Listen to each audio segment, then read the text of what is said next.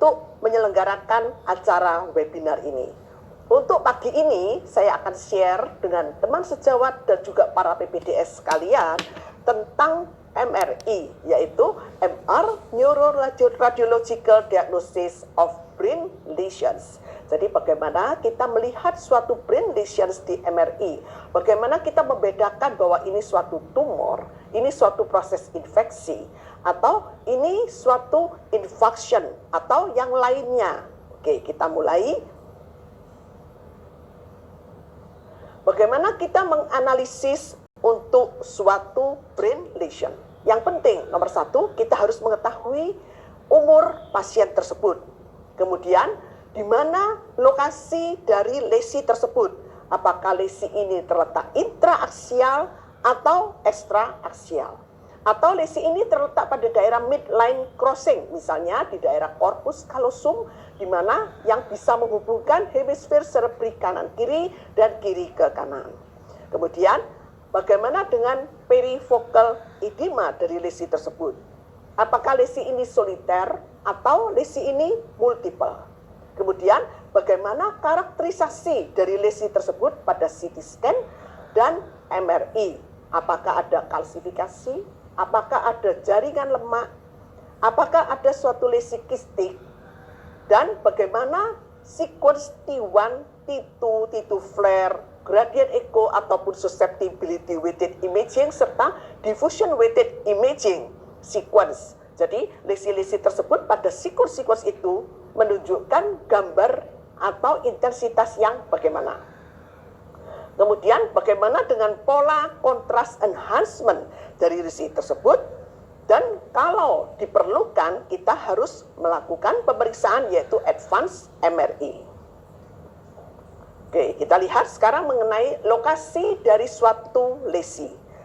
Yang dimaksud dengan lesi itu terletak di ekstraaksial. Apa itu artinya ekstraaksial?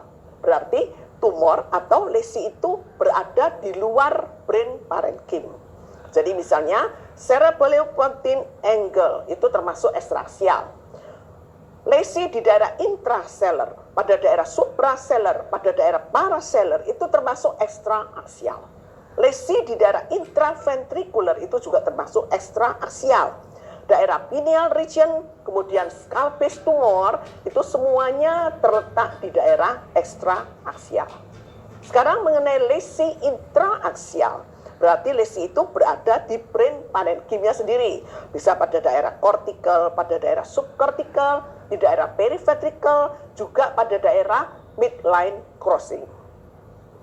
Sekarang kita lihat tanda-tanda dari suatu tumor atau lesi yang ekstraaksial. Kita melihat adanya cerebrospinal fluid cleft. Kemudian kita melihat pembuluh darah besar yang berada di daerah arachnoid space itu akan terdesak di antara tumor dan jaringan otak yang normal.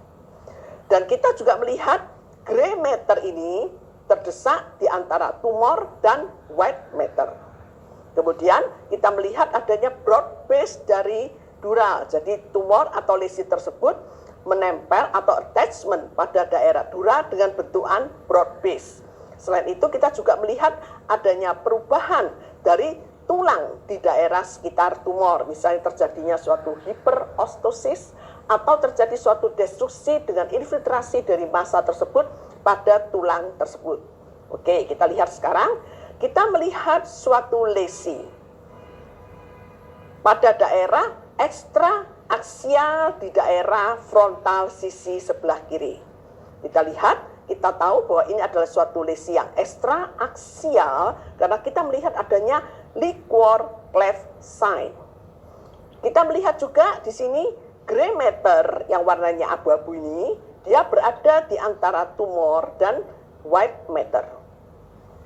Kita melihat lagi pembuluh darah besar yang berada di arachnoid space ini terdesak dan berada di antara tumor dan jaringan otak yang normal.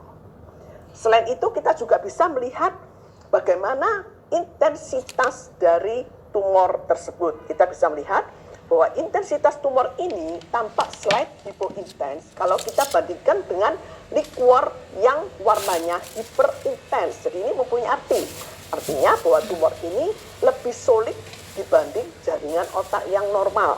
Selain itu, pada daerah lesi atau tumor tersebut juga ada intensitas yang lebih hiperintens. Di sini menunjukkan bahwa ini adalah suatu necrotic area, necrotic tissue yang mempunyai intensitas mendekati liquor.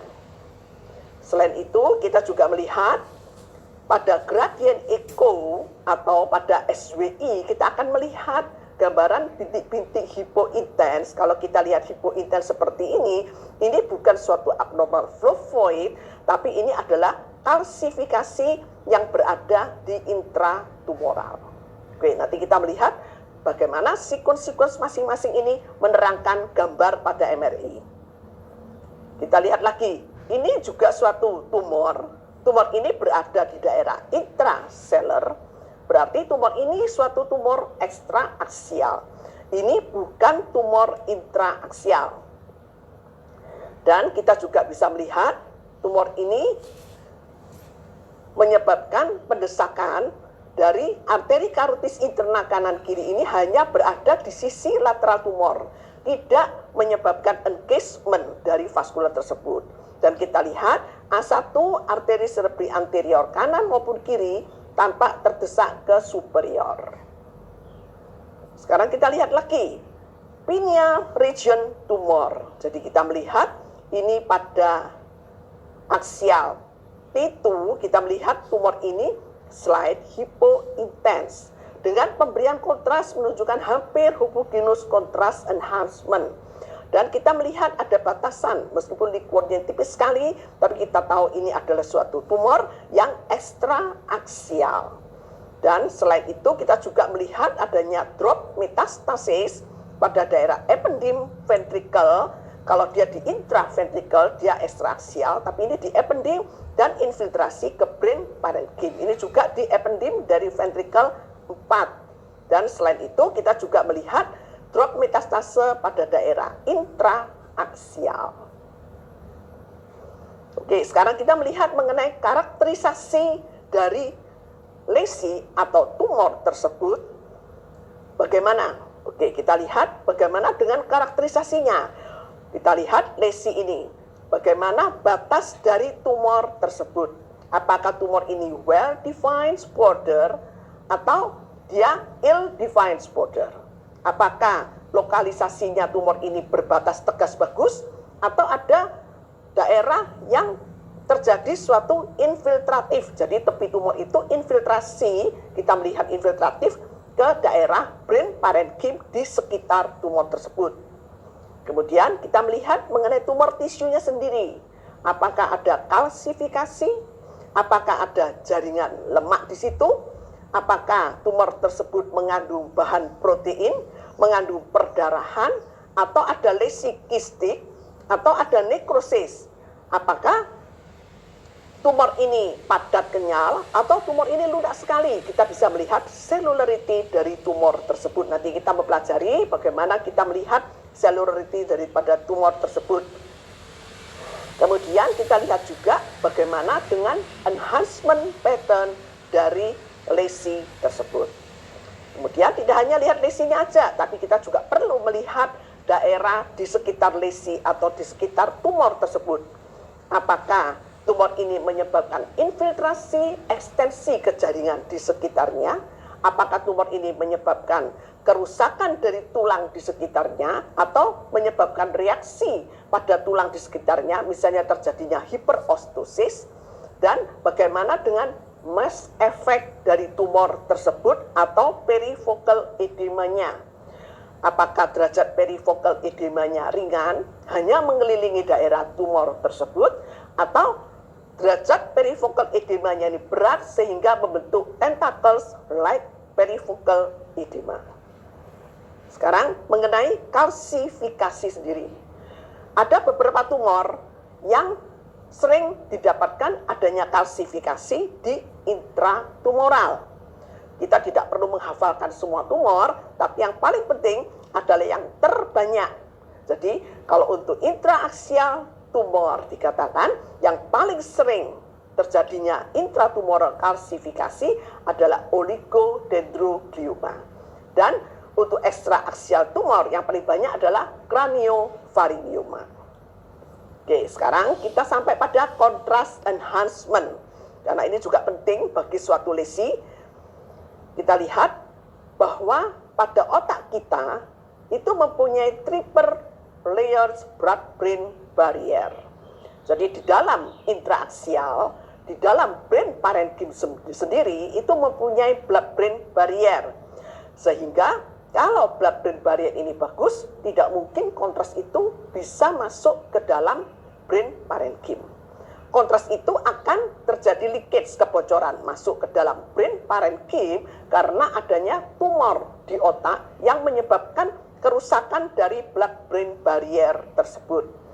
Jadi makin enhancement suatu tumor, kalau kita melihat dari pola ini, berarti tumor itu makin malignan karena dia makin merusak blood-brain barrier. Nah, ini yang kita perlu tahu juga mengenai ekstraaksial tumor. Blood-brain barrier itu hanya ada di intraaksial. Pada daerah ekstraaksial tidak ada blood-brain barrier. Jadi seperti kalau kita melihat meningioma, kita tahu meningioma itu adalah tumor ekstraaksial. Meningioma itu mempunyai kontras enhance yang sangat kuat, hampir homogen. Tapi dia bukan tumor yang malignan, karena memang di ekstraaksial itu tidak mempunyai blood-brain barrier. Jadi dia kontras enhancement-nya berdasarkan karena tumor ini hypervascularized, sehingga kontras itu bisa dari kapiler itu langsung masuk ke dalam brain tumor tersebut. Dan selain itu, selain tumor juga ada beberapa lesi yang menunjukkan adanya kontras enhancement. Dia juga menyebabkan kerusakan pada blood-brain barrier. Misalnya pada proses infeksi, itu juga terjadi kerusakan blood-brain barrier.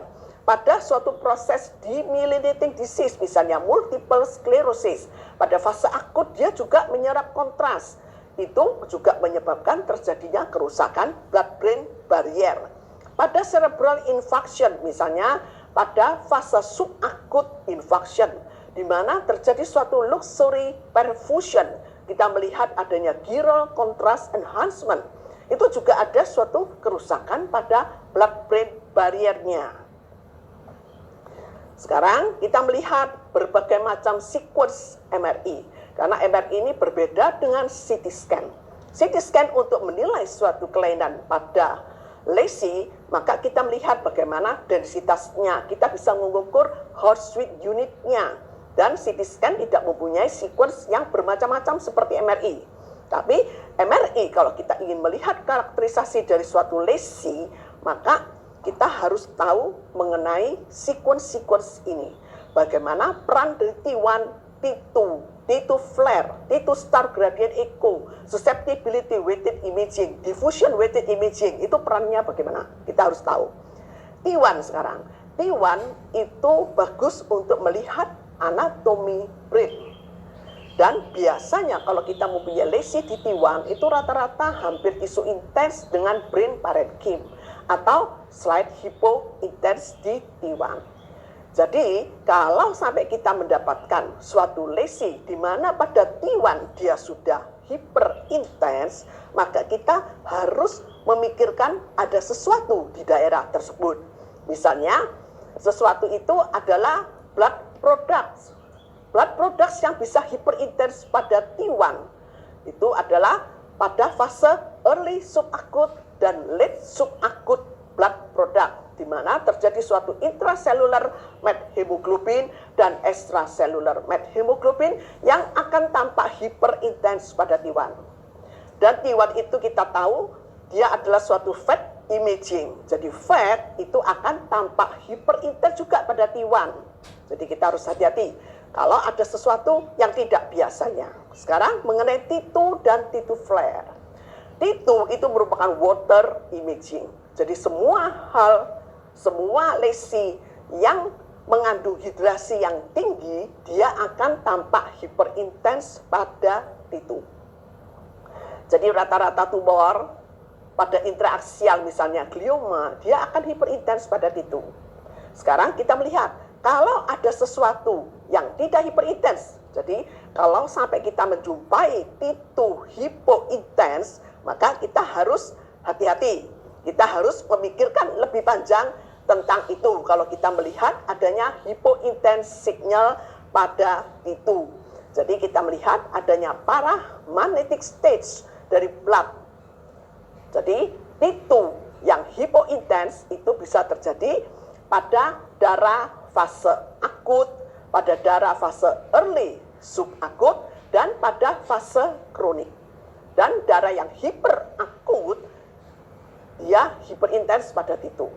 Dan juga darah yang late subakut, itu hiperintens pada T2. Jadi tidak akan tampak hipointens di T2. Selain itu, adanya suatu vascular flow void, adanya lesi yang padat, banyak jaringan fibrusnya, atau high cellularity tumor, itu akan tampak hipointens pada T2. Demikian juga pada lesi-lesi yang mengandung musin, mengandung bahan protein, dia akan tampak hipointens pada T2. Oke, nanti kita terapkan bagaimana kita melihat pada gambar-gambar. Sekarang kita lihat lagi, bagaimana dengan T2 star gradient echo atau susceptibility weighted imaging. Ini suatu sequence yang mempunyai magnetic susceptibility yang tinggi, sehingga kita bisa lihat pada low intensity itu bisa terjadi pada suatu blood product, atau misalnya adanya tumor vascularity dan disertai kalsifikasi, adanya microbleed, itu juga akan tampak pada T2 star gradient echo menjadi hipointens. Nah, sekarang mengenai diffusion weighted imaging sendiri, ini menunjukkan bagaimana molekul H2O itu berdifusi di brain parenchyma. DWI ini akan menjadi hyperintens atau terjadi suatu restricted dari diffusion H2O di brain parenchyma apabila terjadi misalnya adanya cytotoxic edema. Misalnya adanya suatu lesi dengan pus dan debris sehingga menyebabkan H2O itu tidak bisa berdifusi dengan baik di lesi tersebut. Atau misalnya ada suatu lesi atau tumor yang high cellular sehingga mengganggu difusi dari H2O tersebut. Semuanya itu akan menunjukkan restricted diffusion. Dan ini pedomannya kalau kita mengatakan ini restricted, kita mempunyai ADC map, yaitu apparent diffusion coefficient map. Oke, sekarang kita melihat lagi mengenai MR spektroskopi. Jadi kita melihat banyak sekali sequence-sequence yang kita bisa buat. MR spektroskopi ini kita menilai bagaimana dengan biokimia atau metabolit dari lesi tersebut. Kita bisa menilai bagaimana dengan metabolit kolin, NEE, ataupun lipid dan laktat. Kolin pada tumor yang makin malignan, maka kolin makin tinggi. Kolin menggambarkan suatu membran sel turnover. Jadi makin malignan suatu tumor, maka membran sel turnover-nya itu makin cepat, sehingga kolin itu akan tinggi. NEE atau N-acetyl aspartat itu menggambarkan neuron yang ada di dalam otak kita. Makin malignan suatu tumor, maka neuron itu akan menjadi makin rusak, sehingga NEE-nya turun. Makanya kita melihat pada tumor yang malignan, maka kolin NEE rasionya itu akan meningkat. Tapi jangan lupa bahwa membran sel turnover yang meningkat tidak hanya terjadi pada tumor. Pada infeksi juga terjadi peningkatan dari membran sel turnover. Sehingga kadang-kadang pada proses infeksi kita juga bisa melihat adanya peningkatan kolin kreatin maupun kolin NEE ratio. Sedangkan untuk lipid dan laktat, ini berhubungan dengan suatu proses nekrosis dan hipoksia, sehingga terjadi peningkatan dari lipid dan laktat. Oke, sekarang kita sudah melihat semua sequence-sequence ini, kita mengeterapkan bagaimana kita melihat kelainan-kelainan pada brain parenchyma.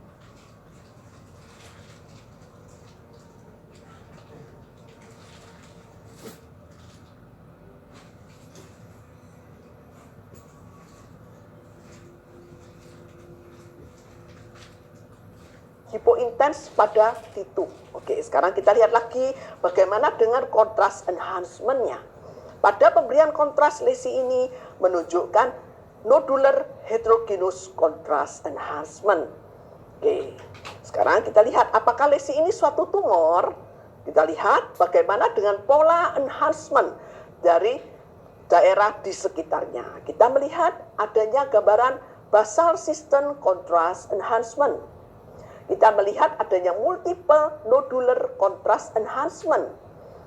Kita bisa melihat di sini nodular yang banyak sekali contrast enhancement-nya, dan kita lihat lagi di sini juga ada gambaran nodular contrast enhancement selain ada leptomeningeal contrast enhancement, basal cistern contrast enhancement.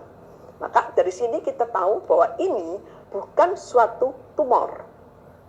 Tapi kalau kita lihat dari MR spektroskopi, sekarang kita lihat MR spektroskopi dari pasien ini pada daerah nodul ini, kita melihat bahwa kolin kreatin dan kolin NEE rasionya juga meningkat. Jadi kalau kita mengerjakan MR spektroskopi, jangan sekali-kali hanya melihat MR spektroskopinya, tapi perhatikan konvensional MRI itu dulu. Perhatikan bagaimana dengan sequence yang ada di konvensional MRI yang kita kerjakan. Kita analisa dulu yang baik, baru kita melihat MR spektroskopinya. MR spektroskopi dari sini, meskipun dia kolin kreatin maupun kolin NEE rasionya meningkat, tapi ini bukan tumor. Karena kita tahu bahwa kolin yang meningkat itu bisa terjadi juga pada infeksi. Karena pada proses infeksi juga terjadi membran sel turnover yang meningkat. Jadi dari sini kita akan tahu bahwa ini bukan tumor, tapi ini adalah suatu meningoencephalitis TB yang disertai dengan tuberkulomatosis. Jadi nodul tadi adalah tuberkel, bukan tumor. Sekarang kita lihat lagi pasien laki-laki usia 50 tahun dengan visual impairment. Jadi pasien ini dengan gangguan visus. Tapi kalau kita mikir gangguan visus itu bisa dari orbita depan, dari nervus opticusnya, chiasma optikanya, radiusio optikanya, sampai ke posterior radiusio optika, di mana pada daerah occipital kita bisa lihat. Kita melihat ada sesuatu di daerah occipital. Pada DWI, kalau kita lihat lesi ini, ada gambaran-gambaran yang hipointens seperti ini. Ini pasti dia mengandung darah, kalau kita lihat gambar seperti ini. Ya. Kemudian kita melihat ini masih ada daerah yang hiperintens, tapi hiperintens ini bukan hiperintens karena restricted diffusion, tapi dia suatu T2 centrum. Apakah ini suatu tumor, atau ini suatu kelainan yang lain? Misalnya, kalau saya lihat ini mengarah ke suatu cerebral infarction. Oke, kita lihat pada T2-nya. Bagaimana dengan T2-nya? Kita melihat ada lesi-lesi yang hipointens ini. Ini pasti darah kalau kita lihat. Kita lihat lagi pada T1. Ini T1 pre-kontras, sebelum pemberian kontras.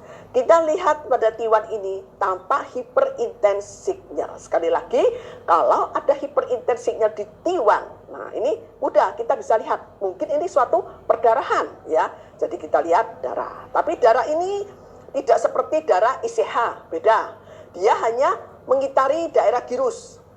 Jadi ini merupakan suatu hemorrhagic transformation dari suatu infarction. Ini suatu thrombotic infarction yang disertai dengan hemorrhagic transformation.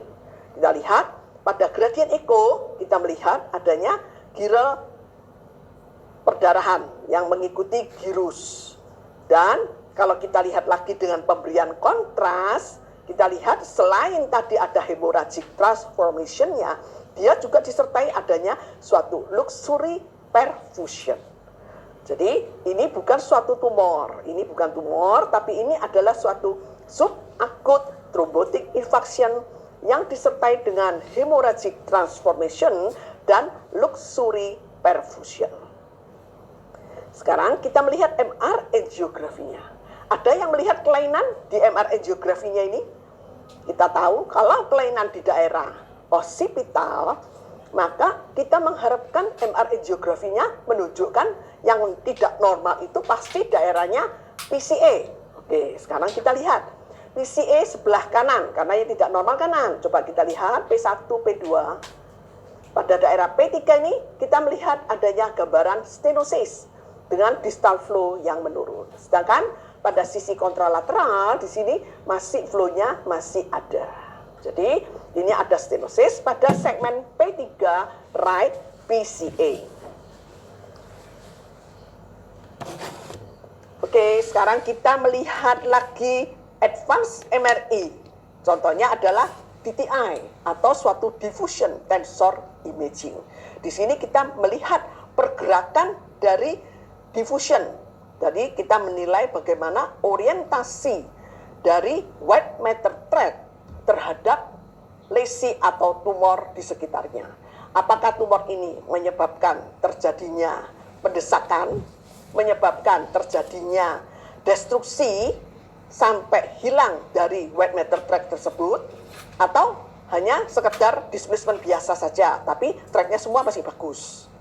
Dan functional MRI ini yang sering kita kerjakan yang bisa itu adalah dengan teks, model tes functional MRI. Jadi ini untuk menentukan surgical location. Jadi kita bisa tahu daerah-daerah yang mempunyai fungsi-fungsi yang penting itu jangan sampai terkena pada surgery-nya, jadi surgical tract-nya tidak melalui daerah tersebut. Oke, sekarang kita lihat pasien laki-laki 45 tahun dengan chronic headaches. Kita lihat di sini pada gambar aksial T1 kontras. Kita melihat di sini gambaran lesi yang letaknya ekstra aksial dengan broad base-nya kalau kita lihat pada daerah midline dan juga sebagian di konveksitas. Kemudian kita lihat pada sini sinus sagittalis superior hanya tampak attachment tapi tidak melihat adanya suatu infiltrasi. Kemudian kita lihat pada bagian ini broad base attachment pada daerah vals dan dura, dan kita lihat di sini tampak adanya gambaran lesi yang infiltratif pada daerah arachnoid mater dan kesannya infiltrasi ke brain parenchyma. Kita lihat lagi di sini batasnya tidak terlalu bagus. Ini mempunyai arti semua dari konvensional MRI. Kita melihat gampang memang ini suatu meningium. Ini suatu false meningium. Tapi kita melihat batasan di daerah ini menunjukkan bahwa ini sudah infiltrasi di daerah arachnoid maternya. Kita lihat pada ASL. 3D ASL hanya menggambarkan adanya cerebral blood flow yang meningkat. Memang tumor ini suatu tumor yang hypervascularized. Kita lihat lagi pada DCE MR perfusion. DCE MR perfusion, kita melihat di sini kalau kita meletakkan ROI-nya, kita bisa melihat bahwa tumor ini menunjukkan wash in yang cepat sekali, kemudian wash out-nya ini lambat, ya, hampir plateau. Jadi kira-kira mengarah ke type 3 dari time intensity curve. Dan kita lihat permeability study-nya. Ini menunjukkan peningkatan dari K-trans. Pada KIP juga meningkat, dengan demikian juga dengan IAUGC. Jadi dari sini itu kita melihat bahwa meningium ini bukan suatu typical meningium. Bukan meningium yang low grade sekali atau WHO grade 1 meningium, tapi ini lebih mengarah ke suatu atypical meningioma. Dan ada daerah-daerah yang infiltrasi ke brain parenchyma. Kita lihat pada MR venografi. Di sini masih ada flow dari sinus sagittalis superior, ultimum flow-nya agak lambat sedikit pada daerah anterior karena mengalami kompresi, tapi kita tidak melihat infiltrasi. Karena ini hanya dikerjakan dengan 3D enhanced velocity. Jadi kita tidak bisa menilai benar-benar untuk flow dari sinus sagittalis superiornya. Dan kita bisa lihat pada traktografi pasien ini tidak menyebabkan kerusakan dari white matter thread. Nah, sekarang dari konvensional MRI tadi yang kita lihat dia memang suatu meningium, tapi kita melihat ada gambaran yang infiltratif ke brain parenchyma. Apakah benar? Dan kita buktikan dengan DCE MR perfusion dari DCE MR perfusion kita sudah menilai bahwa meningium ini bukan suatu typical meningium WHO grade 1, tapi dia lebih mengarah ke suatu atypical meningium di mana WHO grade 2. Kita lihat hasil patologi anatominya. Ternyata memang tumor ini suatu tumor ekstraaksial dan sudah dilakukan eksisi dan hasilnya memang benar, ternyata memang sesuai dengan atypical meningium WHO grade 2. Jadi dari awal sebelum pasien ini dilakukan patologi anatomi, kita sudah menebak kira-kira histopatologi dari meningium ini mengarah ke suatu tipikal atau atypical meningium. Karena ini menentukan untuk residif dari meningium tersebut nanti kalau sudah dioperasi. Kita lihat lagi sekarang pasien dengan kasus yang lain. Pasien ini usianya 30 tahun dengan nyeri kepala. Kita lihat pada T2 dan T1 plus kontras. Kita melihat adanya lesi intraaksial di daerah frontal sisi sebelah kanan. Ini intraaksial, bukan ekstraaksial. Dan pada pemberian kontras, slide kontras enhancement atau hampir tidak kelihatan kontras enhancementnya. Perifocal edemanya minimal. Oke, sekarang kalau kita melihat konvensional MRI ini, maka kita akan mengarahkan pasien ini lebih mengarah ke suatu low grade astrocytoma karena dia tidak terlalu kontras enhancement. Kemudian kita lihat perifocal edemanya sangat minimal, hampir tidak ada perifocal edema, maka kita memikir ini suatu low grade astrocytoma. Sekarang kita kerjakan bagaimana dengan DSC MR perfusion. Kita melihat ternyata ada bagian yang menunjukkan adanya peningkatan cerebral blood volume. Jadi kita melihat pada area tersebut terjadi peningkatan cerebral blood volume dan kalau kita lihat lagi dia kembali mendekati baseline. Kalau kita bandingkan dengan area yang normal, hanya cerebral blood volume-nya hanya sekian. Nah, jadi kalau kita lihat di sini ada peningkatan cerebral blood volume pada daerah tumor tersebut yang menggambarkan dia lebih mengarah ke suatu high grade daripada low grade. Dan kita melihat pada MR spektroskopi tampak adanya Collin NEE rasio yang meningkat. Dan pasien ini akhirnya dilakukan operasi, surgical therapy, dan hasil akhir memang dia suatu high grade astrocytoma WHO grade 3, suatu anaplastik astrocytoma. Jadi kadang-kadang konvensional MRI itu penting kita tahu ya bahwa ini pasti suatu tumor. Tapi kadang-kadang kita susah membedakan apakah dia lebih mengarah low grade atau high grade. DSC MR perfusion itu membantu kita untuk lebih menegakkan diagnosa pasien ini mengarah ke suatu high grade atau dia memang betul-betul low grade. Karena nanti untuk proses surgery-nya dan kelanjutan terapi dari pasien tersebut. Sekarang kita lihat lagi pasien yang lain. Pasien ini laki-laki 40 tahun dengan visual disturbance, gangguan penglihatan. Matanya kalau melihat itu double. Dan selain itu matanya tidak bisa membuka dengan baik, terjadi ptosis. Nah, kita lihat pada pasien ini gimana? Kita melihat adanya suatu lesi yang letaknya di daerah ekstraaksial. Ini berada di luar ya, di luar brain parenchyma. Dan lesi ini menunjukkan flow void. Kalau kita lihat flow void. Tapi flow voidnya ini hitamnya tidak sama dengan arteri karotis interna yang berada di sebelahnya, di sampingnya. Nah, kita tahu bahwa ini pasti suatu gambaran giant aneurisma. Ini suatu kelainan vaskular dengan flow void. Tapi kenapa flow voidnya kok tidak sama dengan arteri karotis interna di sini? Karena di dalam ini darahnya itu muter-muter, bergerak secara turbulensi dan menjadi lambat. Kalau sesuatu itu bergerak menjadi lambat, maka flow void-nya hilang. Dia menjadi hyperintens. Sekarang kita lihat lagi. Dengan pemberian kontras, pasien ini dikerjakan kontras. Nah, kita lihat pada kontras tadinya, kita melihat flow void di arteri karotis interna ini tetap hitam. Sedangkan lesi ini tampak kontras enhancement Apakah ini bukan giant aneurysma? Kok bisa contrast enhancement?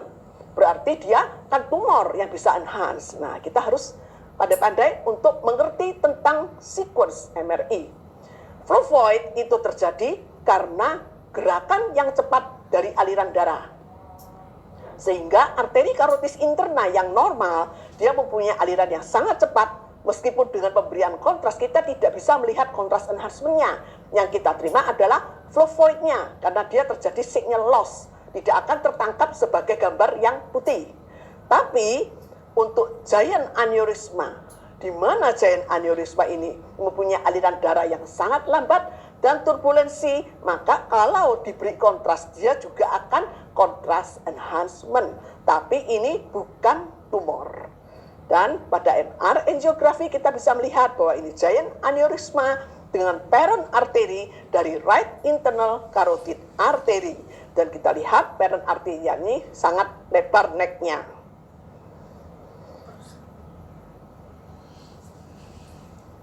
Oke, kita sekarang melihat berbagai macam diffusion imaging pada MRI.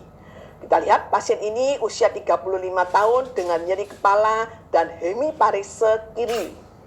Oke, kita lihat pada DWI, kita melihat adanya suatu lesi yang hiperintens pada DWI, menunjukkan bahwa ini ada suatu restricted diffusion yang dibuktikan dengan ADC map, dia tampak hipointens atau menurun. Jadi DWI menunjukkan restricted diffusion disertai dengan ADC yang menurun. Dan kita melihat tidak hanya ini yang hiperintens, tapi tepinya kita melihat adanya area yang hipointens. Nah, menunjukkan bahwa lesi ini mempunyai kapsul. Dari sini aja kita sudah tahu bahwa ini mengarah ke suatu abses cerebri. Kita lihat bagaimana kita melihat lagi. Exponential apparent diffusion coefficient ini adalah diffusion yang sesungguhnya. Karena dengan exponential apparent diffusion coefficient kita menghilangkan T2 yang overlap dengan diffusion weighted imaging. Jadi di sini kita melihat bahwa ini memang betul-betul restricted diffusion dengan gambaran hyperintens pada exponential apparent diffusion coefficient, dan kemudian tepinya ini hypointens sesuai dengan fibrous tissue sesuai dengan suatu kapsul. Dan kita lihat lagi pada pemberian kontras, lesi ini menunjukkan rim contrast enhancement. Ini adalah abses cerebri. Ini yang paling mudah pada DWI kita menilai. Sekarang kita melihat yang lain. Kita melihat pasien yang lain. Pasien ini usia 50 tahun, laki-laki dengan hemiparese kanan. Kita juga melihat suatu lesi yang sama seperti tadi. Hiperintens pada DWI yang menunjukkan adanya suatu restricted diffusion. Dan pada ADC map tampak menurun. Jadi memang benar-benar ini adalah suatu lesi dengan restricted diffusion. Tapi yang berbeda dengan tadi, dia tidak mempunyai dinding yang hipointens. Kita bisa perhatikan. Jadi kalau kita melihat gambar, itu tolong diperhatikan semuanya. Jangan cepat-cepat melihat hanya restricted-nya aja. Tapi lihat tepinya bagaimana. Dan selain itu kita juga melihat bagaimana dengan tepis yang lainnya. Kita melihat adanya perifocal edema. Nah, dari sini kita bertemu dengan suatu lesi yang restricted diffusion dan pada ADC map tampak menurun, tidak mempunyai kapsul, tidak berdinding, dan ada perifocal edema. Ini juga tumbuhnya infiltratif kalau kita lihat.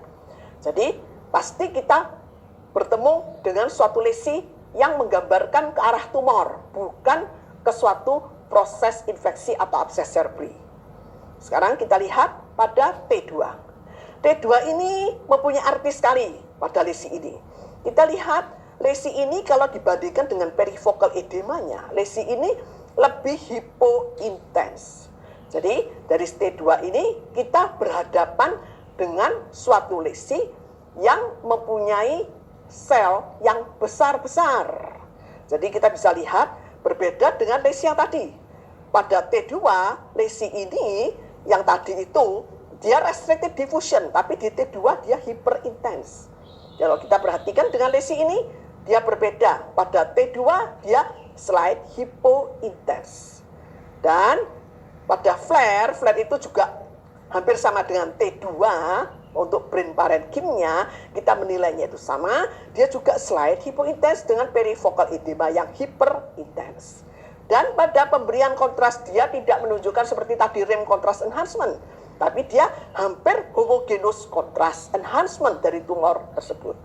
Jadi kita berhadapan dengan tumor dalam hal ini. Dia bukan abses cerebri.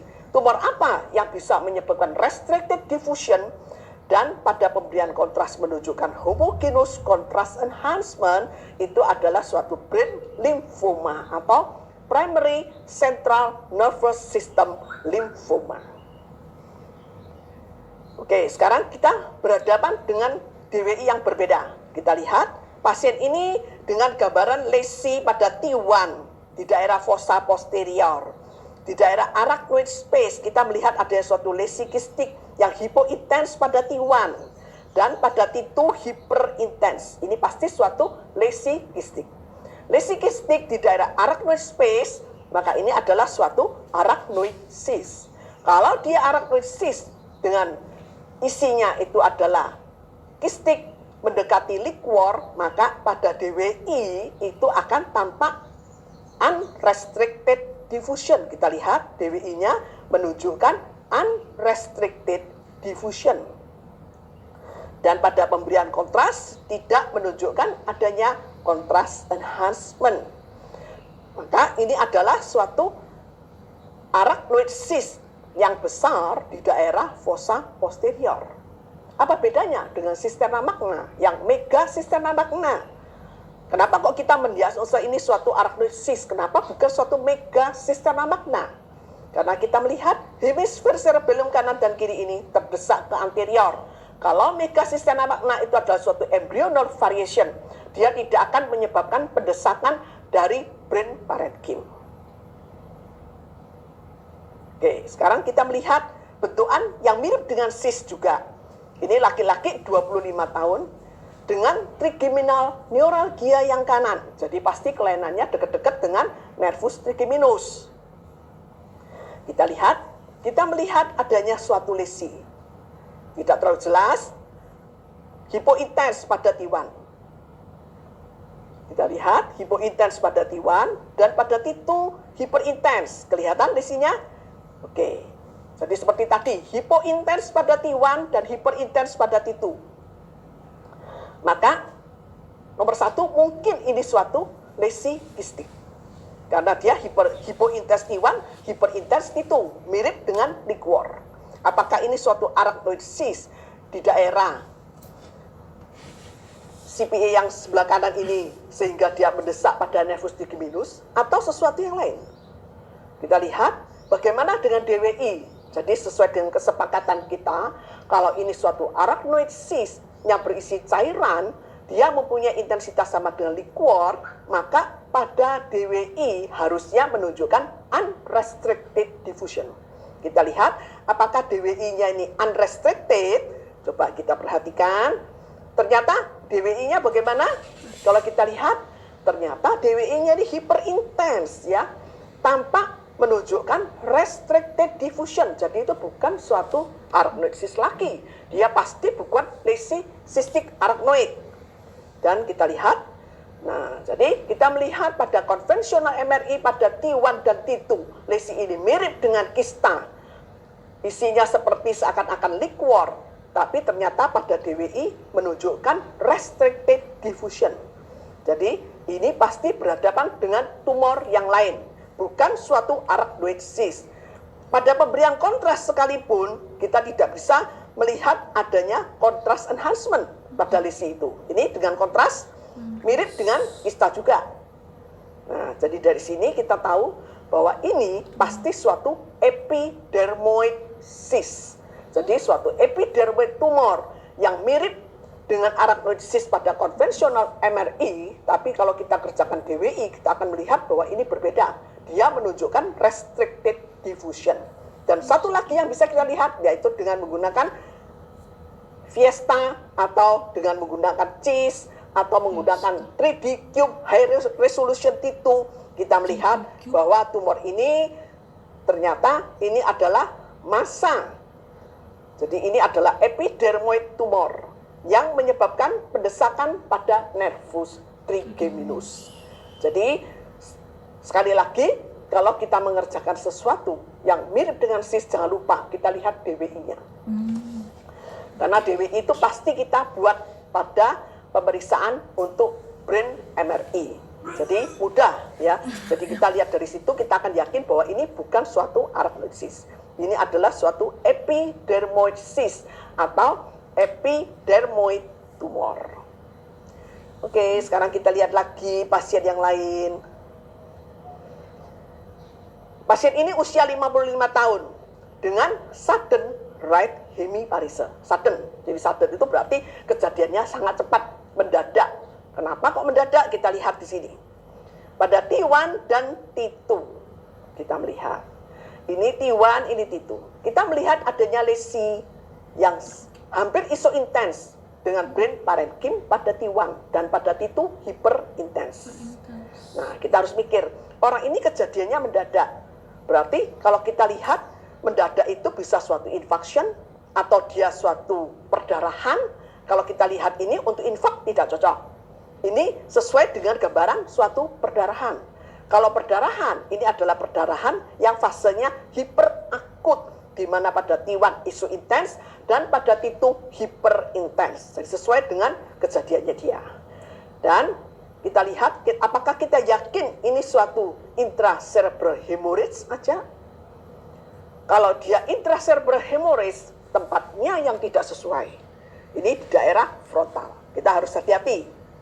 Apakah ada bagian lain yang menunjukkan sesuatu? Kita lihat pada pasien ini pada flare. Tidak terlalu kelihatan. Kita lihat pada gradient echo. Kita melihat darah aja ini. Darah, tidak terlalu jelas. Kita lihat pada DWI. DWI lebih membantu. Kita lihat di sini. Lesinya yang berdarah. Kita lihat ada suatu lesi yang menunjukkan slight restricted diffusion. Nah, ini adalah bagian solid dari lesi, dan solid ini pasti suatu tumor.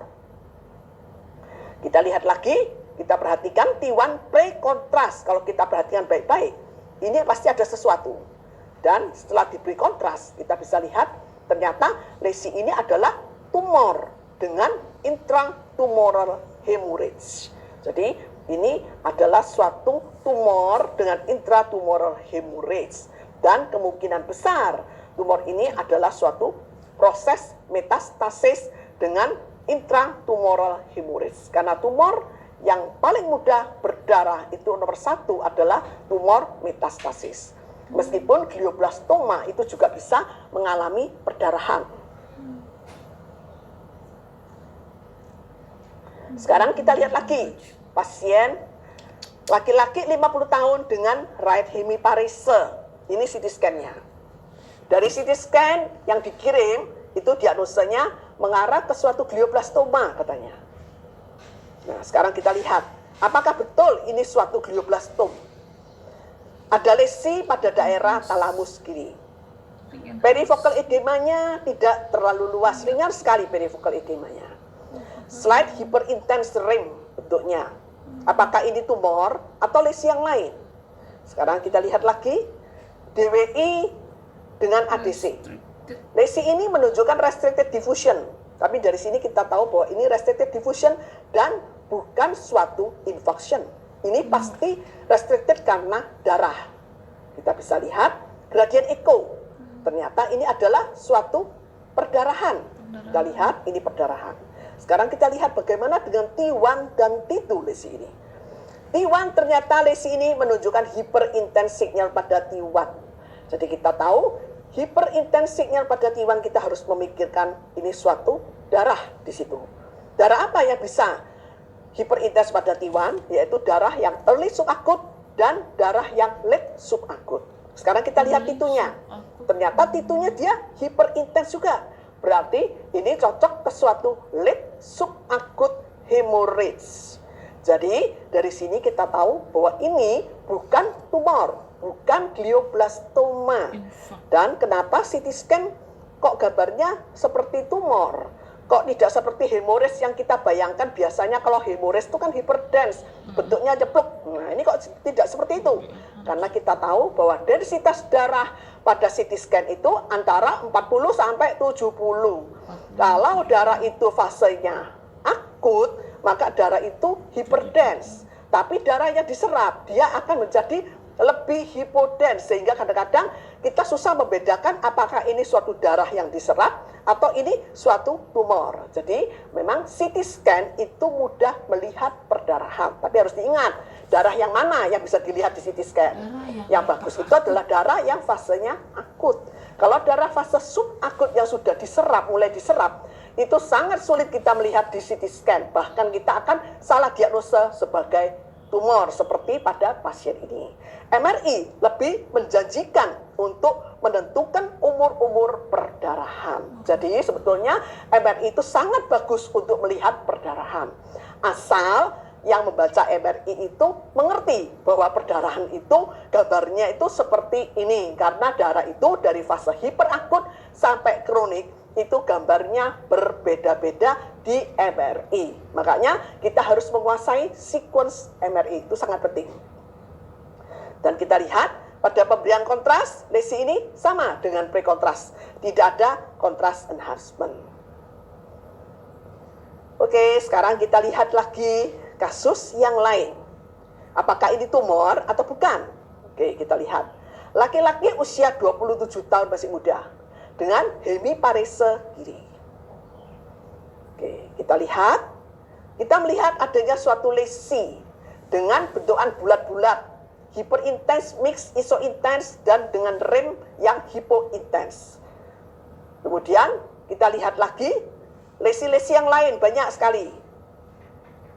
Dan kita lihat pada gradien eko, lesi ini ternyata sangat banyak. Kita melihat adanya multiple lesi yang hipointens dengan blood content. Jadi kita tahu bahwa diagnosa pasien ini pasti bukan tumor. Ini pasti bukan tumor metastasis dengan multiple nodul, tapi ini adalah multiple microbleed, dan juga ada bagian yang menunjukkan bentukan sinusoid dengan bintik-bintik perdarahan yang usianya berbeda-beda. Di sini disertai dengan rem hemosiderin, ini yang besar. Jadi ini adalah multiple cavernous angioma. Jadi bukan tumor. Jadi dulu waktu saya belajar MRI, saya tidak ada yang mengajarkan. Jadi kita belajar sendiri. Nah, terus kemudian melihat kok ada yang namanya cavernous angioma, ada macam-macam, ada vascular malformation yang bentuknya macam-macam itu. Yang selama dulu waktu kita belajar dengan menggunakan konvensional MRI kita itu kok tidak tahu diagnosanya. Waktu pertama-tama belajar MRI dulu, itu seakan-akan kalau kita melihat ada sesuatu lesi di brain parenchyma, kalau tumor cuma taunya tumor ini astrocytoma, oligodendroglioma, atau mungkin ini tumor ini ekstraksial, cuma taunya meningioma, hanya itu aja. Bahkan yang namanya cavernous malformation itu tidak umum pada saat itu. Nah, tapi ternyata kasus-kasus ini banyak sekali. Berarti dulu waktu kita belajar itu banyak yang miss juga. Jadi dengan berkembangnya waktu, dengan bertambahnya experience, maka kita akan lebih mengerti tentang MRI ini. Jadi MRI itu tidak bisa dipelajari dalam waktu sekejap, kita langsung pakai MRI, langsung kita bisa mendiagnosa. Kita membutuhkan waktu yang sangat panjang untuk mengerti tentang sequence konvensional MRI ini, karena ini sangat penting. Oke, kita bisa lihat lagi pasien yang lain. Pasien ini umurnya 35 tahun dengan visual disturbance, gangguan penglihatan. Kenapa terjadi seperti itu? Kita melihat ada massa yang letaknya di daerah ekstraaksial, menempel pada daerah tuberculum seller sampai bagian atas dari diafragma sela. Dan kita melihat hipofisenya ini normal, berada di intraseller.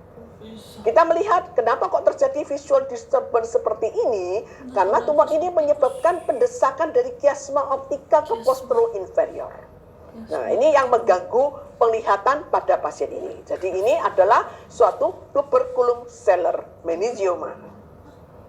Oke, kita lihat lagi, hampir berakhir. Kita lihat wanita, ini usia 25 tahun dengan infertility. Dia sudah menikah lama dan belum dikaruniai anak. Dan kemudian pasien ini juga ada hiperprolaktinemi. Oke, jadi dicurigai adanya suatu mikroadenoma hipofise. Maka kita mengerjakan sesuai dengan protokol, kita harus mengerjakan MRI yang khusus untuk melihat hipofise. Di mana FOV-nya kita harus perkecil sehingga kita bisa melihat hipofise dengan baik. Oke, sekarang kita lihat. Pada titu biasa kita tidak melihat adanya suatu kelainan. Kita lihat pada titu koronal. Kita lihat hipofisenya masih baik-baik saja.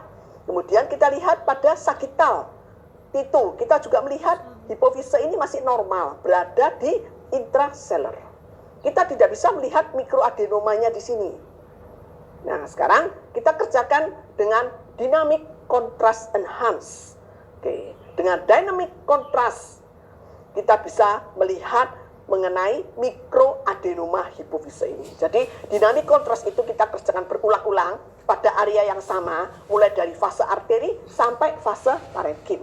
Kita lihat pada arterial phase, kita sudah melihat adanya suatu lesi yang menunjukkan contrast enhancement. Kita lihat lesi ini bentuknya bulat dan putih. Kita lihat pada perjalanan berikutnya, kita lihat lesi ini masih hiperintens. Berikutnya lagi, lesi ini mulai hipointens. Kita lihat lagi, berikutnya lagi, lesi ini mulai menjadi hipointens. Dan hipofise yang normal yang berada di sampingnya, dia mulai menyengat kontras. Kita lihat lagi, lesi itu hampir kontrasnya hilang. Lesi ini sudah wash out, kita lihat. Oke.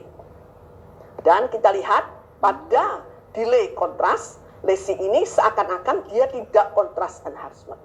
Dan yang kontras enhancement itu seakan-akan adalah hipofise yang normal. Jadi dari dinamik kontras ini kita bisa mempelajari bahwa mikroadenoma hipofise ini mempunyai wash in rate yang sangat cepat dan wash out rate-nya cepat sekali. Sehingga dia pada fase arteri dia sudah kontras enhancement. Sedangkan hipofise normal belum kontras enhancement. Jadi kita bisa lihat ini dia sudah kontras enhance. Setelah itu dia wash out-nya sangat cepat. Kemudian hipofise yang normal, dia baru terjadi suatu delay contrast enhancement. Jadi kalau kita membuat delay contrast tadi ini adalah delay contrast, kita melihat ini adalah mikroadenoma hipofise dan yang contrast enhanced ini adalah hipofise yang normal. Oke, jadi ini adalah mikroadenoma hipofise ya. Ya, sekarang kita sampai pada take home point bahwa MRI secara general, MRI itu jauh lebih bagus daripada CT scan untuk suatu intraaksial sebetulnya maupun ekstraaksial brain tumor imaging. Karena MRI itu mempunyai soft tissue kontras yang sangat baik, dia mempunyai berbagai macam sequence dan kita bisa membeda-bedakan bahwa ini kelainannya itu mengarah kemana. CT scan dikatakan dia memang bagus untuk mengevaluasi tumor, mengevaluasi tulang. Jadi kalau ada perubahan pada tulang, misalnya hiperostosis atau destruksi di tulangnya, memang bagus dengan CT scan. CT scan bagus juga untuk evaluasi perdarahan, memang paling mudah untuk melihat darah dengan CT scan, yaitu terjadi suatu hyperdense area. Tapi kita harus tahu itu adalah darah yang akut. Untuk darah yang subakut itu hati-hati kalau kita bekerja dengan CT scan kalau tidak mempunyai CT scan sebelumnya. Kemudian kita bisa melihat untuk menilai suatu kelainan pada brain, pertama kali yang paling penting kita lihat dulu detection. Jadi kita tentukan apakah ada kelainan atau tidak. Kalau ada kelainannya, di mana lokasi kelainannya? Intraaksial atau ekstraaksial? Dan bagaimana dengan karakterisasi lesi tersebut pada bermacam-macam sequence MRI tersebut? Dan bagaimana dengan pola kontras enhancement-nya? Kemudian yang tidak kalah penting, kalau kita masih ragu untuk menentukan ini diagnosanya mengarah kemana atau kita ingin mempertajam diagnosa pasien tersebut, maka kita kerjakan advance MRI. Oke, terima kasih. Mungkin ada yang ingin bertanya? Ya, mungkin saya kembalikan ke Bu Meli.